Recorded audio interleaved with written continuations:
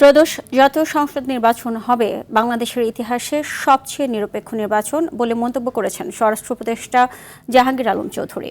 সকালে রাজশাহীর সারদা পুলিশ একাডেমিতে সহকারী পুলিশ সুপারদের সমাপনী কুচকাওয়াজে তিনি একথা বলেন। এ সময় তিনি আরও বলেন, পুলিশ কোনো রাজনৈতিক দলের রক্ষক নয়, তারা জনগণের করের টাকায় পরিচালিত রাষ্ট্রের কর্মচারী। নির্বাচন আসলেই একটি দুষ্ট চক্র সক্রিয় হয়ে ওঠে, তাই এবারই প্রথমবারের মতো সকল বাহিনীকে নিয়ে প্রশিক্ষণের ব্যবস্থা করা হয়েছে বলেও জানান স্বরাষ্ট্র উপদেষ্টা।